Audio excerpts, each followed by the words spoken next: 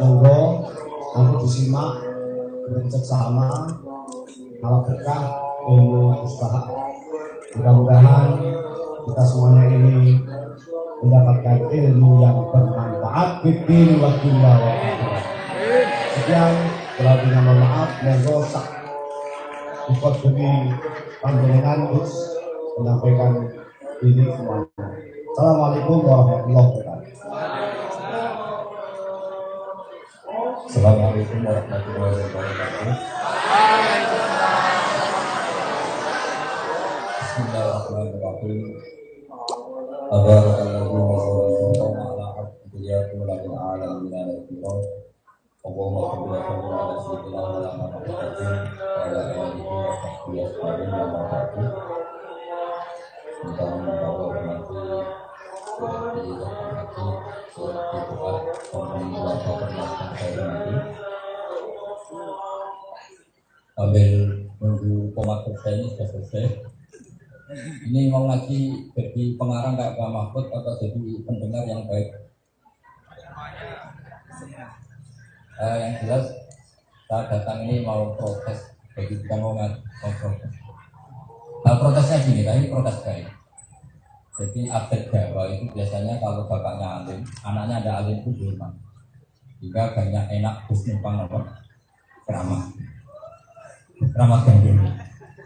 Tapi kalau adat di Arab itu kebalikan. Jadi mbahnya itu entah siapa itu nggak pernah dibincangkan.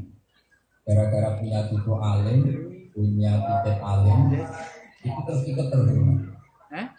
Hingga dalam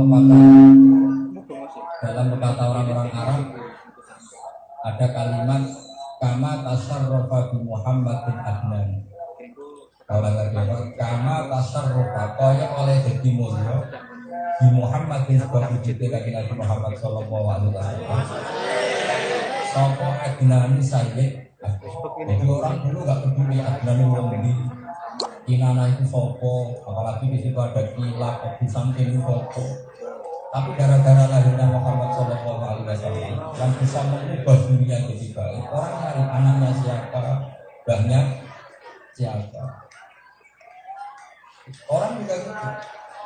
Orang itu nyari-nyari mbahnya Mbah Mahfud itu ya karena Mbah Mahfud.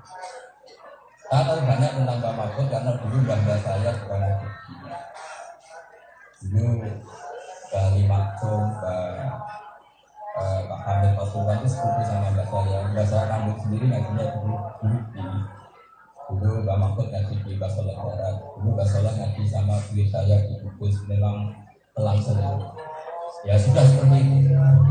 Nah ini bisa selang-seling kalau cucu-cucunya alim. Makanya saya ingin suatu saat saya ngaji Gus Lukman di tempat ngaji saya. Jangan nggak selang-seling, ini nggak fair. Jadi harus selang-seling, memang harus seperti itu. Kenapa saya cerita ini begini? Banyak kasus dan ini peringatan. Orang alim alama, alaman hati ahli sunnah wal jamaah. Gara-gara anak cucunya misalnya mengharamkan ziarah, itu kuburannya nanti bekalang-alang. Wong liya apa ngopol rawani. Kutune dhewe ora ngopol ya dhewe bae kuburannya bernapa? Hanya karena dua cucu sing yakin ziarah kubur itu bid'ah. Nah, sekarang pertanyaannya, hal tasarrufal walad bil walid atau tasarrufal walid bil walad?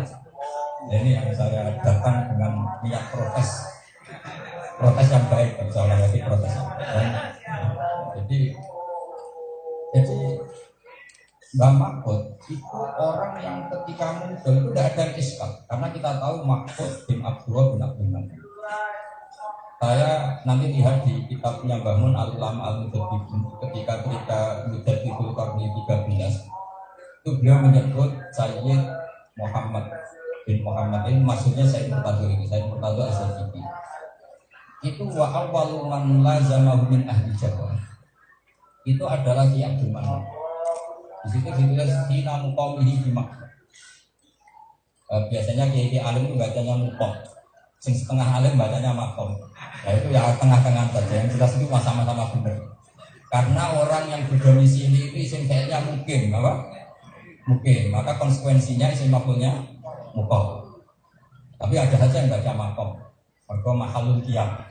Ya sudah itu untuk latihannya itu cukup. Tapi kalau dia kayak saya itu kayak muruah, nggak ada makom. Nah ini buat sekaligus ya pelajaran karena ya kan bangga saya yang ngaji di sini, tapi dulu bahasa darat ngaji sama Budi. Saya biasa semua sejarah seperti itu. Karena beda kandung namanya itu Haftor itu binti Maktum bin Soleh. Soleh ini yang dulu Kiai Sepuh di Kudus, masuk yang ngaji di situ bahasa darat. Soleh bin Asnawi Sepuh. Asnawi Sepuh itu ibunya Pak Mutamakin Kabel, hidupnya di Kudus. Nah, kenapa saya cerita ini di depan Gus Lukman, bukan Gus Fuad begini? Nanti adik-adik kalau tak tersinggung biasa saja. Semua tradisi benar itu dimulai dari duriatan Ba'duha minta. Nabi Yusuf ketika mengistilahkan diri menjadi orang alim, orang soleh, itu istilahnya adalah wattaba'tu millata abai Ibrahim wa Ishaq wa Yaqub. Saya mengikuti tradisi keagamaan leluhur kami. Dia menyebut tentu Yakub dulu, Ishak, terus di sana Yusuf bin Yakub bin Ishak bin. Terus tradisi yang dianut apa? Maka nalana al-musyrika billahi min kita ini tidak mungkin, lana itu kita tidak mungkin lah melakukan satu kemusyrikan. Karena itu tidak mungkin, itu tidak tradisi leluhur kami. Kira-kira kalau Gus itu nyamang putih ini sangat mungkin gak ngalim pasti ngarang kitab, mbak ngarang kitab. Jadi memang harus seperti itu, harus ada tasarruf. Memang aturannya seperti itu.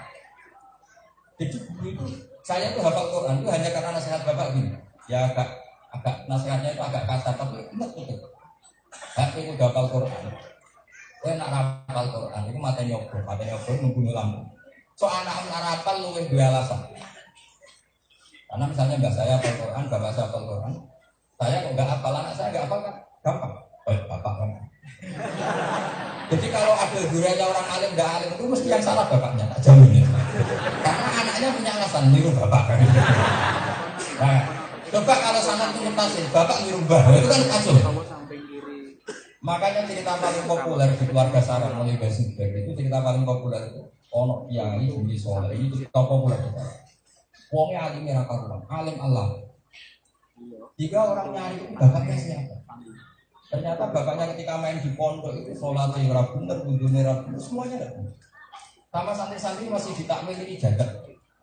Jagat itu penghormatan pada keluarga kiai. Nah, keluarga kiai biasanya bahasa pasnya itu enggak tahu lah itu. Kalau orang Madura bilang khilaf. Masih ditakwil itu ya ditafsirkan sekena-kenanya lah. Yang penting masih husnuzon. Kayak kiai nasibnya kalau baik kan gitu. Kaya barokahnya ilmu, kalau miskin katanya itu paling nasib baik. Kalau nasib yang baik kaya dikira kedunian, melarat dikira ilmu neraka barokah. Seperti saya ngaji di sini, kalau nasib saya baik, sampai nggak paham itu ilmunya besar tinggi sehingga kita nggak paham. Kalau nasibnya baik, kalau nasibnya nggak baik, orang punya kemampuan apa? Artikulatif, sehingga nggak memahamkan. Jadi urusan nasib. Akhirnya bareng lama-lama itu telepon di dekat musola ini nggak bisa ditakwil di depan umum lagi. Oh, ini gimana nakwilnya? Ditakwil pakai kaul madzhab apa saja ada bisa kalau penting dekat musola apalagi di depan umum. Nggak pakai sate loh. Lama-lama kiai santri tadi nggak kuat Pak Yai. Ketika saya melihat Anda alim, tak kira bapak Anda sangat alim karena anaknya saja alim apalagi bapak. Terus dia tadi jawab. Bapakku itu alim. Bapakku itu alim Allah. Kenapa? Karena punya keputusan terbaik dalam hidupnya, yaitu mondok nah. Sing bodoh itu mbahku. Artinya yang bodoh mbahnya karena tidak memutuskan apa? Mondok. Artinya begini kesimpulannya. Orang nyari-nyari bapaknya itu karena anaknya apa karena mbahnya? Karena apa? Jadi ini penting jadi pelajaran di Indonesia. Di Indonesia itu menurut saya ada adat yang harus kita ingatkan. Kalau bapaknya alim, mbahnya alim, terus ibunya ikut alim, numpang keramat. Sekarang harus dimulai. Anaknya ini harus alim. Kalau anaknya alim, nanti orang nyari-nyari bapaknya siapa, mbahnya siapa. Kayak di pepatah Arab tadi, kama tasar rofati Muhammadin adna. kama tasarrufa kaya oleh dadi mulya di Muhammadin sebab didikan Nabi Muhammad sallallahu alaihi wasallam sapa ajnabi sayyid. Sampai ketika Nabi itu akramul khalqi, orang maknani kilap itu enggak jamu kalbin. Orang kadang kan istilah, baganya Nabi orang maknanya kilap itu jamaknya kalbin. Kamu tahu kan maknanya kalbin itu apa? Wah itu kriminal kalau kamu kalbin, kamu maknani hewan yang dalam bayangan kamu itu salah besar. Kalbin itu dalam bahasa Arab hayawan mu'allamun, hewan yang diulang, yang sudah diajarin itu orang Arab bilang sudah menganjing. Jika di Quran ada ayat wa ma 'allamtum minal jawarihi mukallibin, apa? Wa ma 'allamtum minal jawarihi mukallibin. Dan termasuk hewan yang boleh dipakai alat bulu adalah hewan-hewan yang sudah kamu pinterkan, sudah kamu ajari dan menjadi pinter. Itu bahasa Arabnya mukallibin, yang sudah pinter kayak anjing. Artinya apa? Pernah ada periode di mana kalbun itu ibaratun ansid dan tindakan. Sesuatu yang cerdas itu bahasa Arabnya kalbun. Kenapa orang tidak berani maknanya kalbun itu anjing untuk babanya Nabi? Wong putune itu Rasulullah Muhammad sallallahu alaihi wasallam. Mosok bae jenenge kilap dengan makna itu. Nah, makanya disebut disiddati takalubi. Sayyid kilap itu orang yang sangat punya pengaruh. Pengaruhnya sangat membekas di komunitasnya, disebut kilap. Kilap itu siddati takalub. Aktivitasnya banyak yang cerdas, banyak yang pintar. Kenapa ada demikian? Juga karena isyarat Rasulullah Muhammad sallallahu alaihi wasallam. Juga akhirnya kita beda dengan kubu sebelah. Kubu sebelah itu biasa mengatakan misalnya babanya Nabi itu tidak mukmin, babanya Nabi itu tidak. Itu beda dengan keyakinan kita yang diajarkan guru-guru kita. Karena logikanya begini, Nabi itu nur, nur itu suci. Maka nggak boleh nur yang suci ini pernah singgah kepada atau di tempat yang tidak suci. Jika pertarungan, ya pertarungan faham. Ulang lagi, pertarungan faham. Itu memang harus tukaran dulu. Makanya tadi saya sudah cocokkan sama Gus Abdul sama Gus Lukman, ini kita tukaran nggak apa-apa, karena ini memang sebaiknya begitu. Tapi tukaran yang baik, bukan yang nggak baik. Semua naskah ilmiah itu ditulis itu berdasar konflik. Makanya di bab janji itu ada kata-kata wa kaifala wa sayyidul akramu sallallahu alaihi wasallam wa sifatuhul muntaha. Bagaimana tidak mungkin, pastinya begini ya kan ditulis babak itu wa aku wa Muhammad bin Abdullah bin Abdul Muthalib satu Sayyidatul Hamdi Fumitat Bitolus Tania sampai terus wasumi afisuddin Nabi sallallahu alaihi wasallam dzakarallaha taala walak. Terus akhirnya ahli sunnah menyimpulkan apa? Saratun saralurun nubuwati fi asari hururihimul bariyah. Bahwa Nur Muhammad, Nur suci Muhammad ini harus lewat ke tempat-tempat yang suci. Gak boleh kamu berkeyakinan bahwanya Nabi ada yang kafir, karena mengandung nurnya siapa? Muhammad. Nur ini harus berlipat dari tempat yang suci ke tempat yang suci terus ilal aslabi tohirati ilal rahamis jadi minal aslabi tohirati ilal rahamis jadi yakin fatirah. Itu kalau redaksinya Abibah. Hatta apa? Sampai dikeluarkan dari bapak saya bahwa lam yartaqiya ala sifatin. Nah, kenapa ada paham itu? Karena ada yang mengatakan Nabi itu babanya itu orang jahiliyah, berarti nggak ngerti tauhid. Itu ditentang oleh kita. Bagaimana mungkin Nur Muhammad yang ada di situ, yang suci, kemudian di rahim yang tidak? Maka di bab dan berjanji itu menjadi urgensi, menjadi penting karena kalimat seperti ini misalnya. Tarakus sifaha falam yusibhum aruhu min adami wa ila abihi. Jadi kalau maknanya ya taroku podo ninggal sopo bagai Nabi as-sifaha yang perzinaan. Falam yusibhum mongkora mekenani hum engkoro abaan Nabi opo aruhi opo epizino min adami wa ila abihi. Bagian dibacakan hafizul ilahu karomatan li Muhammadin abahul amjada saunal ismi. Hafizul joko sopa alilahu pengeran. Hafizul ilahu karomatan krono mergani li Muhammadin maring Muhammad. Allah joko abahu imbah bayi Nabi atau leluhurnya Nabi al amjada sing aguna. Dengan setelah status Muhammad adalah at-thahirul mutahhar, orang yang suci dan disucikan, nggak kebayang kalau kamu punya rumus hadza thahir al-mutahhar min kafirin min kafirin min kafir. Masa sesuatu yang suci kamu rumuskan hadza min kafir wa hadza min kafir wa hadza min, akhirnya seorang terhormat bernama Muhammad sallallahu alaihi. Artinya juga gitu. Mbah kamu itu distatuskan alim alam, itu terserah cucunya. Karena begini, misalnya Mbah Mahfud kok punya cucu kudus belah yang mengatakan ziarah kubur bid'ah. Wah itu kecelakaan betul, nanti terus Mbah Mahfud statusnya ahli bid'ah karena mensyariatkan ziarah. Jadi langsung berubah 360 derajat. Ya saya ulang lagi ya, misalnya orang alim alama yang dulu mimman syarra ziarah, orang yang mensyariatkan ziarah dan dipuji alim karena tahu caranya istidlal syariatnya ziarah. Cucunya ikut kubu sebelah yang membid'ahkan ziarah. Kira-kira menstatuskan mbahnya apa? Dua mubtadi'. Mbah saya adalah ahli bid'ah. Akhirnya umatnya juga gitu. Berarti status mbahnya itu terserah cucunya, apa cucunya terserah mbahnya. Kalau di Jawa itu cucu terserah mbah. Malah ada keramat gendut. Nah, saya datang sini untuk protes itu. Sekarang dibalik, cucu yang harus menghormati, mengkeramatkan. Saya punya bukti bahwa makalah ini benar.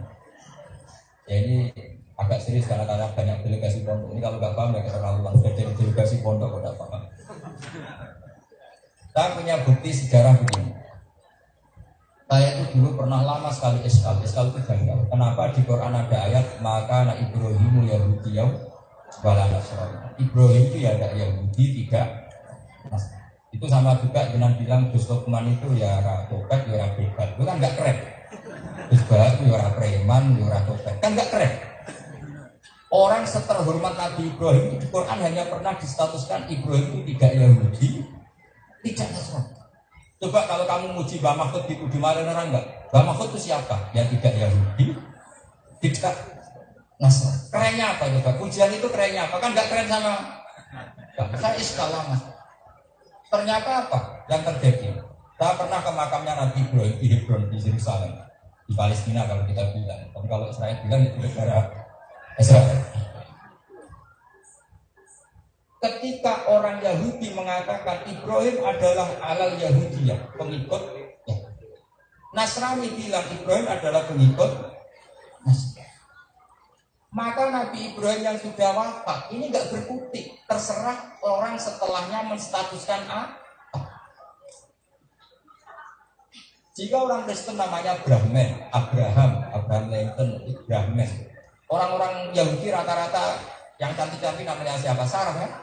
Sarah itu istrinya siapa? Ibrahim. Sampai Neng itu nggak berani menamakan anaknya Sarah, padahal itu istrinya Nabi Ibrahim karena sudah dipakai sebelah sana jauh ya. Artinya gini, orang yang sudah andai kan tidak ada Islam, tidak ada Rasulullah Muhammad Shallallahu Alaihi Wasallam, kira-kira Ibrahim distatuskan apa coba? Distatuskan Muslim apa distatuskan Yahudi? Ya itu. Kalau cucu-cucunya Bapak sudah ada alim, apalagi ikut di sebelah yang mengharamkan ziarah, mengharamkan tahlil, kira-kira babanya ahlul ilmi apa ahlul bid'ah kira-kira statusnya. Nanti kalau Indonesia jadi kubu sebelah Wali Songo dianggap sentral kemusyrikan apa sentral barokah. Nah ini pentingnya dzurriatan thayyibah. Jadi tanpa dikawal dzurriatan thayyibah kita ini tidak siapa sih. Jadi saya datang dengan protes ini. Saya kalau usul koyo-koyo gak level.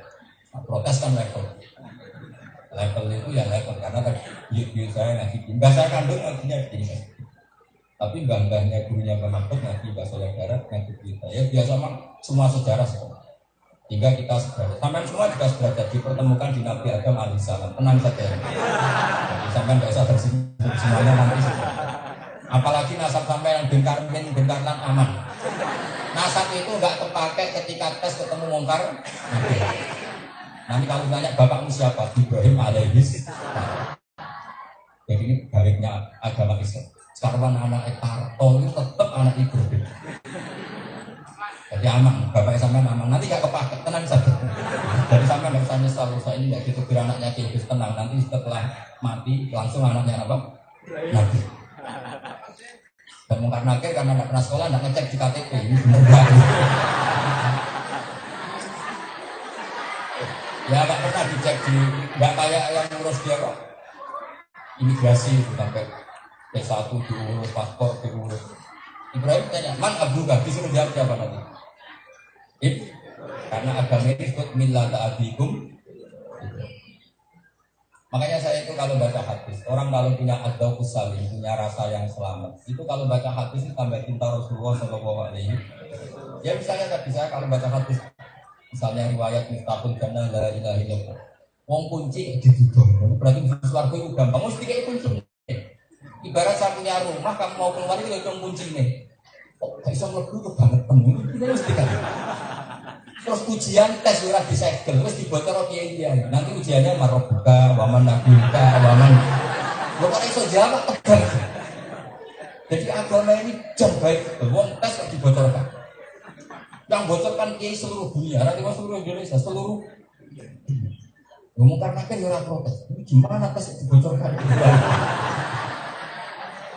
Jadi agama ini baik sekali. Dan pertanyaannya tetap seperti itu. Mungkin aja nggak bisa kreatif, bikin pertanyaan baru, nggak boleh. Dia harus standar saja, nggak boleh dia kreasi. Kalau kreasi bid'ah ya. Kalau kreasi harus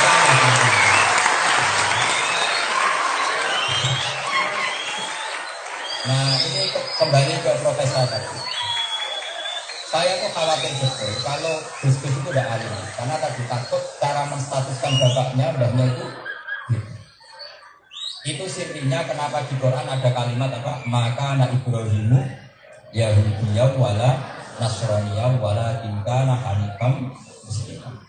Itu setelah Yerusalem jadi kota internasional dulu. Itu makam Ibrahim itu yang kepala itu di sinagog. Jadi saya masuk masjid Ibrahim harus lewat sinagog karena menjadi kota tiga agama. Itu yang Nabi Yakub itu total di sinagog. Nabi Daud lebih parah lagi, dipakai atribut Yahudi. Jadi pakai apa itu? Pakai selimut, pakai kafan, semuanya atribut apa? Yahudi. Dan yang ziarah harus pakai atazai bisa juga harus pakai atribut. Jika mereka bilang Daud ya King David, raja mereka.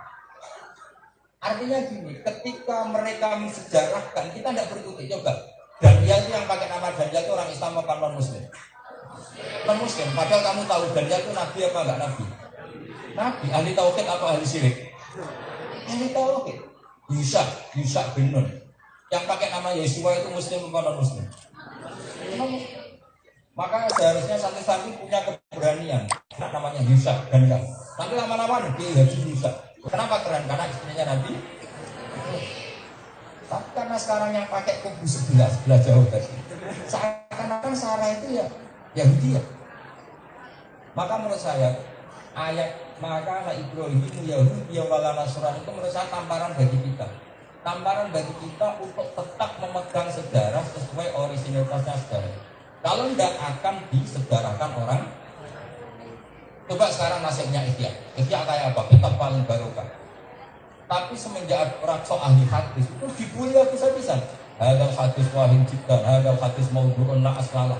Jika orang baca Ihya sekarang itu nggak nyaman.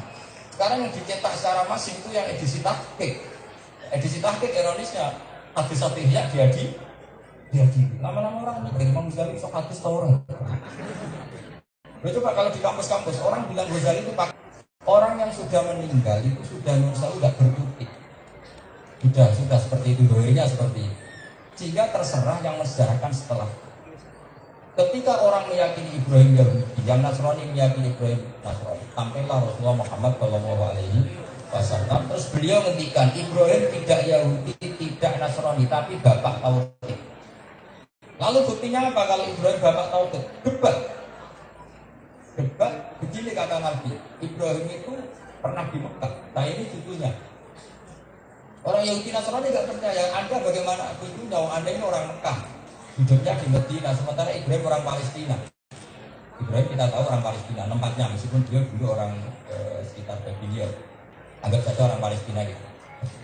Nanti malah nanti lahirnya di mana? Tapi sebenarnya saya tahu memang logikanya gitu. Jadi memang karena lagi itu mungkin dulu namanya Begitu kawasan itu pindah ke Syam, kemudian pindah ke Mekah. Akhirnya Nabi Muhammad bilang, Ibrahim itu pernah ke Mekah.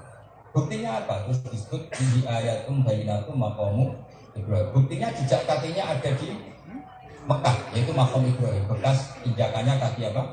Ibrahim. Nah kalau itu belum benar makom, karena mahal lukiyamir rijli. Karena memang kakinya Ibrahim diinjak di situ, makanya di situ di ayatum bayinatum maqamu Ibrahim. Tapi kalau tempat berdomisili itu aqama yuqimu iqamatan, makanya bahwa mungkin berarti apa? Mukom. Tapi kalau yang diinjak kaki betul namanya apa? Makanya qoma zaitun maknanya dia berdiri di situ. Tapi kalau aqama zaitun ditermas maknanya menetap. Ini karena syaratnya kiai itu harus bisa tasrifan sekarang ini. Nah, kita teruskan. Sehingga pengarang Barjanji itu tahu betul masalah utama Muhammad jadi nabi adalah dia itu anaknya siapa, turunannya siapa. Itu pula yang dipakai alat orang Yahudi Nasrani. Muhammad kok ngaku nabi, kok anak Isopo. Mekah itu terkenal ilmu jahiliyah. Kok jadi nabi kurang mungkin. Jika orang-orang Yahudi Medina itu pede sekali mengkritik nabi. Makanya berjanji dengan cerdasnya ngendikan wabadu fa'akul wa Muhammad bin Abdullah bin Abdul Muttalib wasmuhu Syekh Abdul Hamid Kumitat Bitolurus. Jadi itu buku sejarah. Kamu harus tahu ya, Muhammad punya bapak Abdullah, punya bapak Abdul Muttalib, punya bapak Hashim ini. Nah gara-gara ditulis bahasa Arab, terus santri yang mau coba kadang rapah. Mau sonaleh juga lah, akhirnya kubu sebelah darah ini mantra. Akhirnya dibit. Santri yang rapah, mau coba ya kayak mantra tenan banyak rapah. Ya santri sing rapah masih. Kalau sing paham kiai ini harus ngarang berjanji dan kode ini kan. Nah. Setelah disegarakan, jadi sejarah itu normal. Makanya saya berkali-kali bilang, saya pernah ngaji di PBN bilang, andai kan tiba berjanji ditulis bahasa Indonesia, itu lagi buku sebelah tidak akan dikatakan kita, karena itu murni buku sejarah. Gara-gara diwaca bahasa Arab, matanya kayak jimat itu saja, kayak mantra. Apalagi semakin berkat itu barokah, akhirnya fungsinya kayak jimat. Di situ sampai diterangkan wa adnaru bilarol bin intazabil ulumin nasabiyah ila dzatihi Ismaila nisbatuhu wa mun. Dan saya pastikan yang namanya Adnan itu nasabnya sampai Nabi Ibrahim alaihissalam. Sehingga orang Yahudi Nasrani orang-orang mungkin Muhammad Nabi karena ternyata turunannya itu mulai banyak yang mau ngakoni Islam. Itu disebut dzurriyyatan ba'duha min. Jadi nggak bisa yang bisa bela bahwa Mahfud bin Abdul Kanan harus Fuad harus Lukman harus mulai dulu karena tadi sekali anak cucunya tidak alaman hadihim wa alamin walihim wa ala tariqatihim punya pikiran yang berbeda, nanti orang mengira badahnya juga seperti itu. Maka kata kunci kita adalah dzurriyyah. Dan saya bangga jadi dzurriyyah ke-6 kalau nggak itu dari Mbah Soleh. Mbah Soleh saya itu dulunya Mbah Soleh Darat. Ya tentu dulunya Mbah Soleh Darat banyak. Di antaranya beliau pernah ngaji di Bugis. Tentu bapak saya juga mungkin pernah ngaji babanya Bapak Boy biasa lah silang-silang seperti itu pasti seperti itu. Bukan mungkin tapi pasti seperti itu. Nah kenapa saya cerita ini supaya konsisten buat tabatu millata abai Ibrahim wa Ishaq. Harus ada kata wat tabatu saya ikut. Karena sekali tidak ikut ini menjadi masalah besar. Mungkin Gus Topan tahu banyak lah betapa pondok yang sekarang bangganya Katolik kajian. Karena yang mengharapnya itu dunianya sendiri. Orang lain bisa apa? Sama seperti sekarang pondok mati kadang begitu. Orang lain trauma nggak punya akibat, tapi kalau Gus yang trauma. Makanya kata bapak, Yus gue guru prapopo, tapi rasa gimana? Guru-gurunan itu variasi. Karena sekali itu Pak, Gus trauma nggak punya gula. Saya itu nggak punya gula. Nggak sekarang. Dan saya berkali-kali ditawarin kasih gelar, saya nggak mau. Terus saya bilang gitu, aku gak seneng deh. Kalau dokter honoris causa, dok, nara juga pantas dokter lagi juga. Jadi baru kan nggak punya gelar, lalu juga yang pantas, lebih ya Pak. Ya pokoknya enak. Ya nanti problemnya.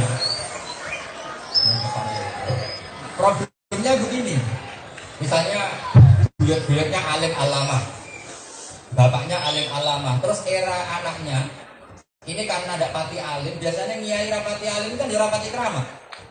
Sebetulnya dia ada keramat itu karena ada alimnya, tapi terus trauma jadi. Ya, karena saya merasakan orang di tanah alim terlantar. Saya ini di Jogja itu kota pelajar yang identik dengan nggak suka ngaji. Tapi ketika yang ngaji orang alim, orang nggak mau ngaji. Tapi kalau kiai tidak cukup, harus alim memang. Karena Allah nitipkan keramat pada orang alim. Kalau kiai itu tidak cukup, belum ngangkat lah kalau untuk keramat. Harus memang orang alim. Orang alim sama kiai itu kan beda. Kalau kiai itu adatnya punya istiqomah terus soleh. Kalau orang alim tidak. Harus ada dengan tanda kutip, harus ada anehnya. Tapi aneh ini kesukaan Allah karena yang namanya mukjizat atau keramat itu amrun khariqun. Jadi orang alim itu dua ini. Nggak ada gus-gus yang lain kendaraannya alim. Misalnya gini, saya beri sekian contoh orang alim itu harus mengenal. Saya ini termasuk kiai yang hampir nggak pernah jadi imam, termasuk di pondok saya. Saya itu makmum. Karena saya ingin jangan sampai jadi konstitusi yang wajib, kiai itu harus jadi imam. Nanti dikira imam itu harus kiai. Akhirnya bahaya, nanti rebutan imam masjid, imam itu harus kiai. Rasulullah itu uniknya ya gitu. Rasulullah itu ketika tawaf itu tofarotiban, tapi ketika tawaf itu naik unta. Sahabat semuanya jalan kaki. Uniknya ulama, nanti saya juga akan ngaji usul fikih. Nanti ulama bersepakat tawaf berjalan itu lebih afdal ketimbang tawaf. Nah, padahal Nabi itu rotiban. Karena andekan Nabi tidak tofarotiban, orang ngira tawaf itu wajib jalan, syaratnya harus. Barokahnya Nabi tofarotiban, akhirnya yang tua-tua bisa naik kursi roda, bisa naik sepuluh. Masa ini kebablasan ngomong bersekuturan. Mata ngomong. Akhirnya kayak teletabis gitu. Itu kan terlalu artinya gini, andekan Anda seorang kiai pasti tidak berani tofa rotibah. Andekan Anda seorang kiai pasti tidak berani tofa secara berkendara. Tapi Nabi itu khawatir. Secara konstitusi kalau Nabi tofa masih yang dikira itu aturan sahnya tofa harus masih. Dan itu bahaya. Karena menjadi aturan. Kalau menjadi aturan itu mengikat. Terus ada lagi contoh. Nabi itu sangat mencintai qiyamul Ramadan, terutama di masjid. Tapi Nabi ke masjid dalam banyak tarikh hanya hari keempat. Setelah itu enggak ke masjid lagi.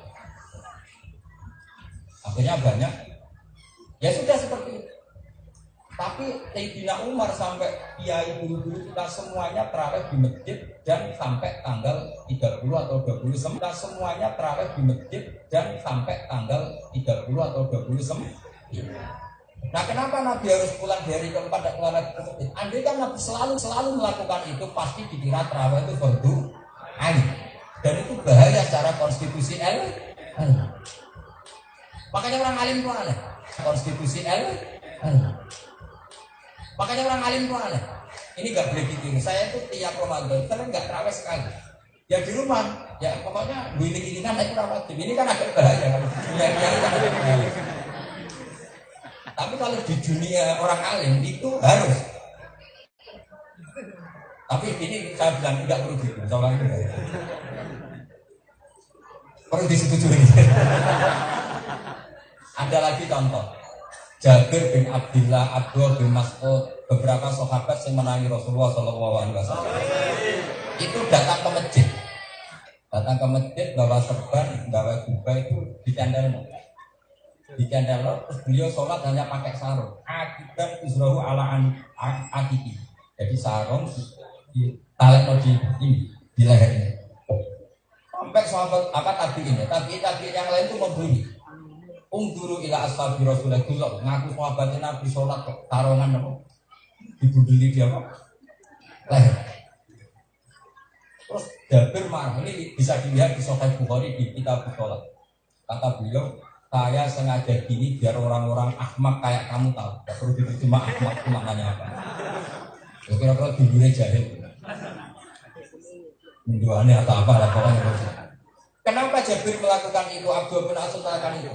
Andai kan semua sahabat dulu jubah terus pasti dikira jubah itu syarat sahnya. Kalau itu terjadi, satpam saake, kernet saake, penjaga Indomaret saake, penjaga pom bensin saake, karena harus pakai jubah. Itu orang alim, jadi tapi tetap kita yakin jubah sunat. Saya tetap yakin jubah itu. Tapi jangan semua pakai. Kalau semuanya pakai pasti dikira. Makanya Rasulullah itu ini konstitusi orang alim. Makanya orang alim di mana-mana itu mesti ada anehnya. Tapi tetap keramat. Kenapa keramat? Karena Allah suka. Allah suka supaya konstitusi ilmu itu terjaga. Ya, konstitusi ilmu terjaga. Yaitu barokahnya Jabir melakukan seperti itu. Akhirnya orang tahu, oh ternyata yang penting sholat itu nutupi aurat, yaitu tatruma bena surah ilar rukbah. Andai kan beliau itu jubahan terus, maka dikira aturan sah. Itu ada di riwayat Bukhari. Jadi ulama itu ya sudah seperti Rasulullah itu kayak apa cintanya sama siwak. Coba kalau Anda sowan Kiai Fuad atau Kiai Lukman pasti pakai sikat gigi. Masa kami dulu sowan Kiai itu kan gak sopan. Tapi bayangkan ini mau sowan Allah kok gak sikatan. Makanya Nabi ketika ini ngepel, laula anasufa ala ummati la amartuhum bisiwak inda kulli sholat. Andaikan tidak saya pertimbangkan bahwa ini memberatkan umat saya, normalnya saya mewajibkan siwak. Mau sok sowan presiden siwakan, kok masa sowan Allah enggak? Tapi Nabi ngepel ketika ini laula anasufa, andaikan enggak. Ada lagi misalnya sholat istillah. Nabi kan sering ngendikan yang dulu Rabbuna ila baqiya sulusul lailil akhir. Bunga paling mandi kira-kira ya 3:30 atau 2:30 lah mulainya. Sulusul lailil akhir. Maka Nabi itu pernah sholat Isya itu sampai 2:30. Sampai Umar di kitab-kitab nak sing cerita KNU untuk kentongan. Tapi cara kubu sebelah ya angel. Nabi karena mau kentongan kok kentongan. Makanya saya matur ke Gus tadi. Karek roh ini, KNU itu saya ide ya karena mentang-mentang biasa orang beduk, nanti Umar nutup beduk. Menjadi eskal enggak? Bagaimana mungkin zaman Rasulullah ada terus tukune nanti tukangnya sopo. Nah, makanya saya tadi cerita nih Gus dulu ketika Mbak Hasim main ke sini, Batin Jati yang mendikan itu karena Mbak Hasim itu dulu larang-larang apa? Kita teruskan. Singkat cerita Umar bengok-bengok lagi sampai bilang nama sujud. Anak-anak sudah tidur, kenapa tidak sholat? Akhirnya Rasulullah keluar tengah 3 itu. Kata Nabi, kalau tidak memperberat umat, maka seharusnya Isya itu di jam seperti ini. Tapi Nabi melakukan itu hanya sekali, lainnya ya normal setengah 8 jam. Nah kenapa begitu? Konstitusi ilmunya kan begini. Kita tahu doa mustajab itu di jam itu. Kenapa menetapkan sholat di jam yang tidak saat ijabah? Aneh nggak? Secara konstitusi ilmu.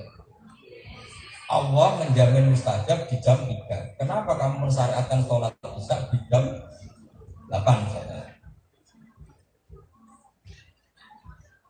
Logikanya gimana? Logikanya kan nggak ketemu. Maka Nabi ngendikan, andaikan tidak memberatkan umatku, normalnya isya ya jam ini. Tapi uniknya Nabi milih jam normal. Yang penting umatku belum sholat, bisa menolak, yang penting sholat. Ini unik. Jadi konstitusi ilmu itu beda dengan bayangan kesalehan. Lebih apa ya? Ilmu itu variannya lebih. Nah kiai itu nggak kuat, nanggung itu nggak kuat. Karena kalau dia nggak istiqomah, itu dikira, wah kiai itu nggak istiqomah. Maka bapak saya itu sering ngendikan ke saya, gue nak jadi kiai, gue istiqomah teman-teman.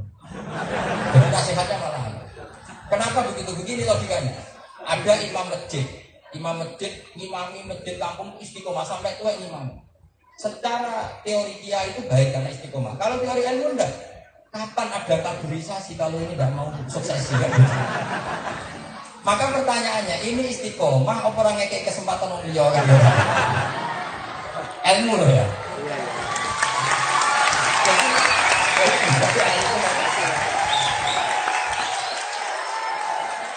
Jadi ilmu itu unik. Ilmu itu cara pandang unik. Tapi nggak istiqomah ya lucu, dia itu nggak istiqomah. Tapi kalau istiqomah ini terlalu, nggak ada suksesi memberi kesempatan sama yang. Jadi memang ilmu itu unik, cara pandang itu. Makanya semua ulama dulu sampai goblok-goblokannya masyhur. Istilahul imamah ulama itu memang harus ikhlas. Makanya tadi saya bilang ke Gus Firman, aku betina tidur cocok wajib, nah cocok repot. Ya memang kalau cocok repot, tapi ada walau la taqwa nasabatuhum bibatil la fasadatin. Kalau dunia tidak saling bergesekan, malah dunia itu. Saya punya sekian contoh fikih. Ini sebagai saya sama Mbak Mahfud sama Mbak Dimyati. Saya dulu ngaji Mbak Mahfud sampai akhirnya Mbak Dimyati kembali ke Indonesia, Mbak Mahfud kuliah di Makkah. Dulu Imam Rafi'i itu pengarang kitab Al-Muharrar. Itu mengatakan yang dikatakan sujud itu waktu jabha alal abdi. Saya ulang lagi, waktu jabha alal abdi. Sudah kalau ini diletakkan di masjid atau masjid yang namanya apa? Sujud. Era Imam Nawawi, kitab Muharrar itu diganti namanya Minhajul Talibin. Itu kitab kesayangan semua alawiyin, semua habaib, semua kiai. Terus Imam Nawawi karena punya riwayat umir tu atas juga ala sabati ahdumin, saya diperintahkan sujud melibatkan 7 anggota itu al-jabha wal yadain wal rukbatan wal qadam. Jika Imam Nawawi ngendikan wal asok sujud itu harus melibatkan anggota tubuh, kalau enggak sah. Jika cerita Imam Rafi'i bilang sah, Imam Nawawi bilang tidak. Bagus silah itu, dia bagusnya begini. Kena delok wong desa lagi Islam anyaran, sujudnya talkun wis dianggap ae sah. Ala madzhabir Rafi'i. Terus saya cek. Ya perlu diketahui ini banyak alumni utusan dari pondok-pondok ya. Kitab itu kan rujukan kan gitu ya. Kitab Minhajul Talibin itu minduk kitab Muharrar karangan Imam Rafi'i. Kitab Muharrar minduk kitabnya Imam Ghazali namanya Al-Wasit, Al-Basit, Al-Watis. Imam Ghazali ngarang kitab minduk karangan gurunya namanya Dirayatul Madhab, Nihayatul Matlab di Dirayatul Madhab. Kita ulang lagi Pak, Nihayatul Matlab di Dirayatul Madhab. Kitab ini mensarai kitab Mukhtasarul Muzani. Tentu Imam Muzani mengikuti kitab karangannya Imam siapa? Setelah saya cek di kitab aslinya yaitu kitab Aslukul Imam Ba'ifi Bisyafi'i, yaitu kitab apa? Itu di kitab ada kalimat begini. Ya kalau kamu sujud yang aman itu melibatkan 7 anggota itu aman. Ulama siapa saja akan bilang sah. Tapi andaikan kamu sujud hanya waktu jabah itu ya bisa saja sah. Yahtamilu katanya, mungkin sah kata Imam Syafi'i. Kenapa? Karena Nabi kalau sujud itu hanya menghentikan sajadalah kawat iwasam iwabasori. Nabi tidak menghentikan wayati waridni wakodami. Jadi kok unik. Imam Nawawi itu mentasih 7 anggota, tapi Imam Syafi'i sendiri ngepet. Bisa saja sah. Karena Nabi hanya mengatakan ketika berdoa, ya Allah sujud kepada engkau jabhatnya apa? Sajadalaka wajhi wasam'i wabasori. Tidak menghentikan wayati warubati wakot. Akhirnya kita enak. Nah jadi kiai pantasnya sujud ya ala sabati aku. Komentar Islamiyah kan tidak pantas. Dianggap raiso ngaji kan gitu. Tapi nak wong bisa sujud anggap baru enak ya. Terus pertanyaan kedua ini bisa dibahas masalah kan. Untuk menjadi murtad fikri. Ayo tak ini tadi yang kebahas masalah. Untuk yang menjadi murtad fikri harus sujud pada berhala 7 anggota apa cukup baduk? Cukup debat. Ayo jawab. Ini musuhnya ini 2 dia ini. Ya coba. Untuk sah menjadi murtad itu cukup sujud di ghairillah. Waktu jabah harus pakai sakati argumen. Apa? Satu saja, yakin. Nah kalau yakin artinya gini, wong go murtad sah, wong sholat rasa kan.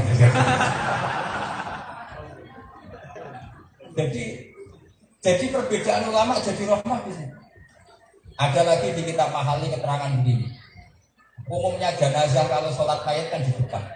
Itu di kitab Mahali tidak ada penjelasannya. Hakaza wajibna dzalika salafan wa khalafan. Seperti itu mulai dulu jenazah itu harus di depan. Kalau kita sholat apa? Mayat. Sholat jenazah. Tapi kalau Sani mengatakan boleh jenazah di belakang. Alasannya masuk akal. Fa innal janazah laysat bimanzilatil imam. Jenazah itu tidak imam, ngapain harus di depan?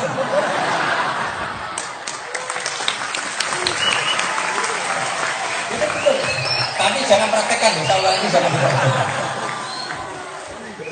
Nah, enaknya gini, Puncaknya ngeten guys. Jadi kalau di Mekah itu kira-kira tiap sholat waktu 5 waktu bahkan ada sholat apa?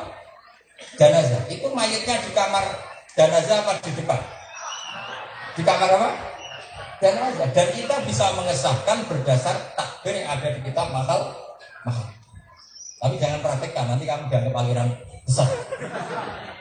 Tapi meskipun kita tidak praktekkan di Indonesia, kita punya khazanah. Kalau di Arab Saudi, di Mekah, dulu sebelum tahun ini, tahun 82 atau apa itu, dulu semua mayat yang mau disolatkan di haram itu dibawa ke depan. Tapi setelah ada peristiwa senjata dibungkus ala jenazah, setelah di depan ternyata dipakai nembak, dan dia itu trauma gitu, jadi nggak diletakkan di depan, tetap diletakkan di kamar dan kita masih cukup pakai kita untuk analisis itu, yaitu di kitab Mahali diterangkan fa'innal janazah laysat biman ziratil iman. Kayak apa barokahnya? Jadi kan ulama kok tidak khilaf, ya kalau itu kaulan wahid dan kita tidak punya banyak khazanah gitu. Makanya doakan saya sama kiai ini khilaf terus sampai mati. Karena bagus. Dulu itu ada cerita, kiai itu kalau anaknya sekolah kedokteran itu itu gak disopo kiai. Setelah dengar kalau kiai loro tambah cepat mati, terus dia harus curiga, jangan-jangan disuntik mati. Dulu. Terus dia terus tangan jadi dokter. Sama dulu juga gitu. Insinyur pejabat, kalau ada pengajian gedenya rata-rata. Tapi semenjak Gus Kerto jadi pejabat, sekarang ya biasa sampai pejabat dulu. Jadi istihad itu penting. Coba kalau istihadnya tunggal. Mungkin sekarang kita tidak pernah punya dokter seorang dia. Jadi makanya istihad itu harus beda. Kenapa?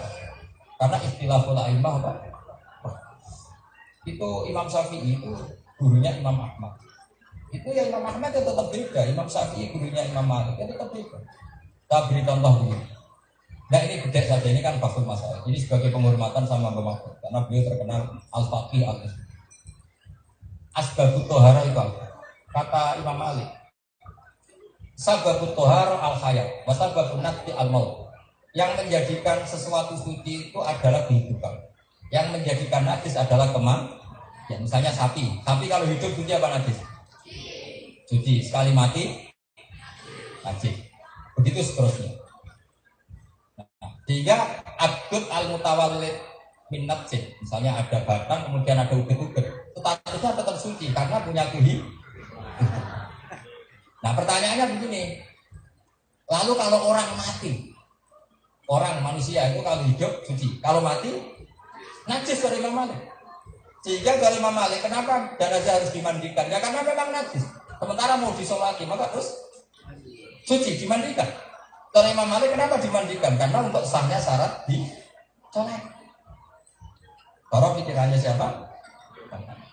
Tapi mulai Bani Adam, khusus Bani Adam, Imam Syafi'i balik meskipun Imam Malik guru. Wah kalau bab itu saya ada guru saya. Bab itu balik loh. Kata beliau masyhur. Allah Ta'ala walaqad karramna Bani Adam. Bani Adam sungguh saya muliakan. Wa qadiyatu takrimihim Allah yuhkama binajasatin bil maut. Yang namanya terhormat itu jangan dihukumi najis. Masa sesuatu terhormat kemudian distatuskan najis itu tidak hormat, tidak terhormat. Kerennya apa dikatakan najis? Masa kiainya mati, oh cekel kok najis. Kayak apa tersinggungnya? Kiaimu mati, bareng orang kang ngapain sholat. Iku jenazah Pak Kiai kemudian, oh cuma mungkin kalau najis tak sholat ini. Tapi dari Imam Malik ya, karena tadi pikirannya Imam Malik konsisten saja. Yang menyebabkan suci adalah al-hayat. Wasababun nafsi al-maut. Imam Syafi'i balik. Karena Bani Adam itu walaqad karramna Bani Adam. Sesuatu yang mulia itu tidak pantas divonis. Soal dimandikan itu ta'abudi ya sudah dimandikan ta'abudi memang perintah Allah dan Rasul tidak usah karena apa? Mati. Sudah. Tapi Imam Malik daerah Imam Syafi'i itu tinggal masalah anjing. Ketika idza walagha ahad idza walagha fi ina yahadikum al-qalbu falyasilu sab'an. Kalau apa? Wadah itu kayak wadah. Teksnya hati yang wadah. Kalau wadah itu dijilat anjing, walagha itu dijilat anjing, maka sucilah dibuka. Kalau Imam Malik, ya sudah kalau jilat saja. Kalau tersentuh kakinya atau badannya enggak. Wong Nabi ngendikan jilat. Sekarang pertanyaannya gitu. Misalnya saya mau makan dengan piring, sampean dilati, masuk santri termas. Kira-kira tak ubah toh? Sampean dilati. Enggak jawab kan? Oh diubah, nggak dicekel. Enggak kan? Makanya Imam Malik tuh wong nyekel jilat kok bodoh. Wes dilati bojomu lah, tetap ora karah bodoh. Masuk wayu lah. Jika Imam Malik yang ngendikan malah ya malah lo jilat ya jilat, enggak usah apa. Enggak usah nyekel. Tapi pikiran Imam Syafi'i jilat itu mutlakul masih, pokoknya tersentuh. Kalau kita dijuali, didemak-demak, wong iku ora mantol, kecuali nak didilati waras kok.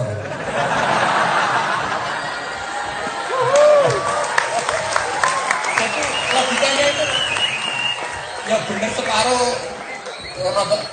Ya memang peke itu begitu. Jadi di bab piring itu kayak bener Imam Malik, mosok jilat sama nyentuh sama di bab piring ya.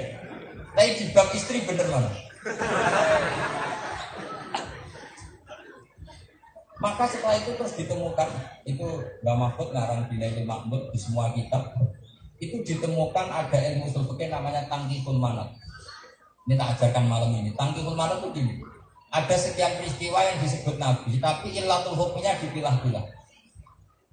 Saya ulang lagi ya. Ada sekian peristiwa zaman Nabi, terus illatul hukmnya dipilah-pilah. Itu namanya tangkihul manat. Misalnya begini, saya beri contoh. Dengerin saja, sama Anda harus pendapat sama saya. Karena khilaf itu boleh. Cuma nak sampean santri ngilapi aku ngelama.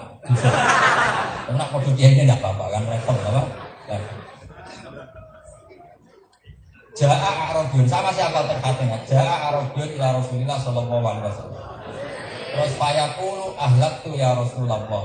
Faqala wa ma ahlakaka? Qol waqatu imraati fi nahari.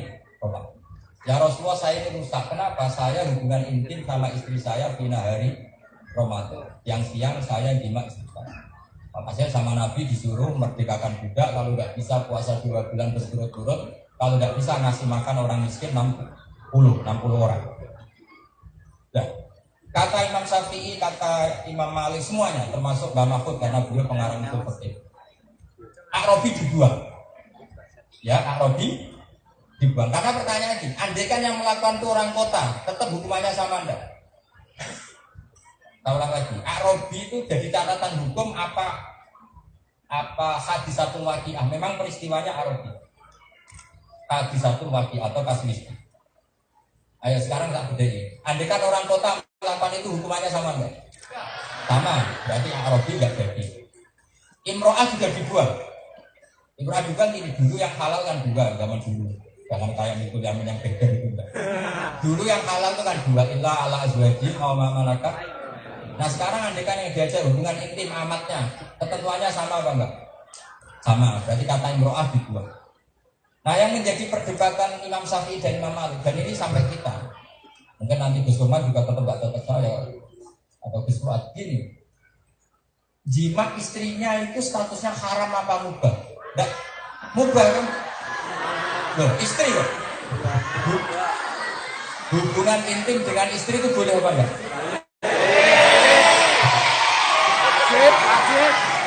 Nah, pertanyaannya istri loh ya. Ulang lagi, hubungan intim sama istri boleh enggak? Sekarang pertanyaannya gini, kalau melakukan barang boleh, di siang hari kena hukuman berat, yaitu harus merdekakan budak. Sekarang jam 9 siang, kangkang atau mbak-mbak lapar terus makan mie, ketentuannya sama enggak hukumannya? Enggak jima. Imam Syafi'i milih tidak, karena jima sama makan itu Imam Malik milih sama. Bedanya apa? Jima istri itu hukumnya kan halal, makan mie hukumnya halal. Logikanya Imam Malik lebih meyakinkan itu sama-sama hakku hormati Ramadan dulu udrin syar'iyyin, merusak hukum Ramadan tanpa udzur syar'i. Ayo milih mana? Maliki apa Syafi'i? Maliki. Lho cara kowe dadi nabi, tersinggung gak ono wong awan-awan mangan sate. Kena opo? Kepengin wae. Lho mantelno orang seperti itu. Tanpa udzur. Makanya dulu itu kalau usul fikih itu diajarkan itu pakai anekdot, pakai guyonan. Orang dulu tuh pintar-pintar bikin guyonan. Ada seorang santri ya rada goblok. Ya goblok, mungkin itu dilaporkan istrinya, Pak Yai, santri jenengan alumni Termas ini sering naboi saya. Naboi itu mukul pakai tangan. Terus santri tadi dimarahin sama Kiai, "Cung, ojo geman naboi." Larang lagi, naboi itu mukul pakai. Setelah 2 minggu istrinya lapor lagi, "Pak Yai sekarang ganti nyadui." Nyadui itu pakai kaki. Karena santrinya ini goblok. Oh, yang Kiai haramkan kan naboi, nyadui kan enggak. Nah, kira-kira ini santri goblok apa santri ahli usul fikih? Kalau melihat nas yang haram hanya naboi.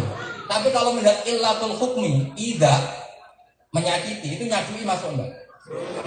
Nah, pertanyaannya gini, ketika seorang kiai bilang ojo naboi, itu yadkhulu fi dzalika kullu masuk di situ semua benda Syafi'i Maliki.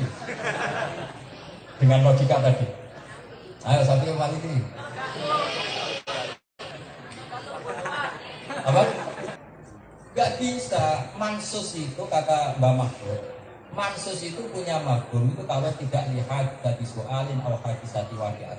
Kalau punya mafhum itu kalau tidak lihat dari soalin atau hadisati waqi'at. Kalau karena dua itu tidak punya mafhum. Misalnya gini di hadisati soalin. Ya Rasulullah, saya ini punya kambing. Lalu gimana? Halil ghanami zakatun, apa kambing itu wajib zakat? Terus Nabi mengulang jawaban, alal ghanami zakatun, kambing itu wajib. Seperti ini itu maksudnya menafikan wajibnya zakat sapi, apa unta apa enggak? Enggak kan? Karena pertanyaannya kambing, Nabi jawab kambing, tapi bukan berarti menafikan zakatnya yang lain. Itu kan misalnya santri dari kiai ini, santriku, dukungan pacaran, buatan di langsung kawin, di podo itu larang sih, bayi itu kawin. Jadi orang itu ya boleh nalar siji, itu juga. Nah, kalau gitu ada santri dilarang WA-an sama santri putri, buatan di pulau namun gandengan.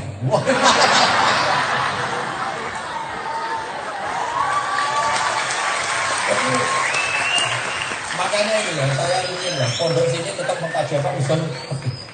Karena itu kelebihannya Syekh Mahfud. Syekh Mahfud itu ngarang usul fikih itu luar biasa, namanya Nailul Ma'mur. Yang kitab itu menginspirasi Ghazali, punya kitab namanya Thariqatul apa? Usul. Yang ngajar guru, abahnya guru saya, Kiai Zubair Dahlan, abahnya Kiai Maimun apa? Zubair. Makanya saya ini juga belajar usul fikih terus. Karena sekali saya belajar usul fikih, terus saya hanya bisa primbon. Nanti orang ngira Mbah Mun itu ahli primbon. Bukti nih Gus Bak, santri nih Isa nih mau primbon. Jadi derajatnya kiai itu karek murid. Nah, misalnya saya alumninya Mbah Mun, terus di Jogja dukun. Terus orang ganti generasi, nggak menyaksikan Mbak. Statusnya sanad Mbah Mun dari saya, mesti orang kira, wah mesti aku kok guru nih kan gitu. Makanya saya kira waktu kita begitu. Tak ada guru bukan. Nah aku mau coba primbon mesti guruku kan. Makanya pokoknya kalau saya sekarang kama tasarrufa bi Muhammadin adnan. Jadi dibalik yang keramat nuntut wong tuane itu dibalik. Wong tuane sing nurut keramat anak. Saya yakin andaikan Mbah Mun enggak sealim ini, orang enggak bakas Mbah Zubair. Hukum Mbah Mun alim alama, orang akhirnya tanya Mbah Zubair itu siapa? Jadi tetap orang bakas baganya itu tepat. Andai kan pondok Termas sudah mati, orang nggak bakas sama. Orang nggak bakas Mbah Abdul, nggak bakas Mbah Abdul. Maka semoga pondok ini ada di layomin. Karena ini menyangkut identitas, apa menyangkut apa? Pokoknya sekarang betul. Makanya Nabi Yusuf bilang apa? Wattaba'tu millata abai Ibrahim wa Ishaq wa Yaqub. Maka nalana an musyrika billahi min. Ciri khas adat kami adalah tidak pernah syirik. Ketika Rasulullah Muhammad SAW memaklumatkan tauhid, beliau ketika apa? Millata abikum Ibrahim. Jadi ini jelas. Tawalang lagi menyangkut usul fikih. Jadi di usul fikih itu ada ilmu namanya tangkihul mana. Tangkihul mana itu gini, sesuatu yang disebut itu tidak menjadi nas, tapi menjadi instrumen.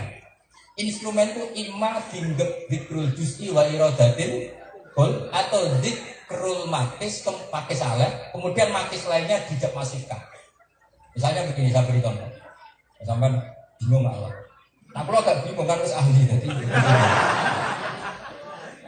misalnya begini, Allah ngendikan wa antas fa'u baina ukhtaini illa ma qad dilarang mengumpulkan dua saudara. Jadi kamu kawin mbaknya sekaligus adiknya. Ini kawin wahid tahta rajulin wahid. Itu haram apa enggak? Haram atau enggak sah? Enggak salah, bukan sekedar haram tapi enggak sah. Pertanyaannya, andaikan kamu nikahi ponaannya, buliknya juga cantik, masih muda, boleh enggak? Ponaan sama bulik? Betul. Andaikan nuruti hanya nas, maka boleh, karena yang enggak boleh hanya benar.